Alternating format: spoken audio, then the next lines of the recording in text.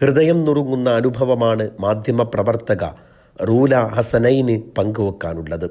മുലകുടി മാറാത്ത പിഞ്ചു കുഞ്ഞിൻ്റെ അടുത്ത് നിന്നാണ് റൂലയെ ഇസ്രായേൽ സൈന്യം പിടിച്ചുകൊണ്ടുപോകുന്നത്. മാസം തികയാതെ ജനിച്ചതാണ് ഏലിയ. ഉമ്മയുടെ ചൂടേറ്റ് കിടക്കേണ്ട കുഞ്ഞുമോളെ തനിച്ചാക്കിയാണ് അവർ തടവറയുടെ ഇരുട്ടിലേക്കെത്തുന്നത്. കുഞ്ഞുമോളയോർത്ത് എൻ്റെ ഉള്ളം നുറുങ്ങുകയായിരുന്നു. അവൾക്ക് എൻ്റെ സാമീപ്യം വേണമെന്ന് എനിക്കറിയാമായിരുന്നു. പക്ഷേ അതിലേറെ എനിക്ക് അവളെ വേണമായിരുന്നു. അവളെക്കുറിച്ച് ഓർമ്മിക്കാത്ത നിമിഷങ്ങളില്ലായിരുന്നു. ആ നിമിഷങ്ങളിലെല്ലാം ഞാൻ കരയുകയും ചെയ്തു. കടുത്ത വൃക്കരോഗിയായിരുന്നു റൂല. തടവറയിൽ ഒരുവിധ വൈദ്യ പരിചരണവും ലഭിച്ചില്ല അവർക്ക്. ക്ലിനിക്കിലേക്ക് മാറ്റി പരിശോധനയും പരിചരണവും നൽകണമെന്ന് പലവരും ആവശ്യപ്പെട്ടെങ്കിലും എല്ലാം അവഗണിക്കപ്പെടുകയായിരുന്നു. നഗ്നരാക്കി നിർത്തിപ്പോലും പരിശോധനകൾ നടത്തിയെന്ന് മോചിതരായവർ പറയുന്നുണ്ട്.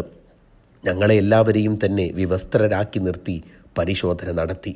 എല്ലാ നിയമങ്ങൾക്കും മതവിധികൾക്കും പാരമ്പര്യങ്ങൾക്കും വിരുദ്ധമായ ആ നടപടി സ്ത്രീകളെ അപമാനിക്കുക എന്ന ലക്ഷ്യം വെച്ച് മാത്രമായിരുന്നു, അവർ പറഞ്ഞു.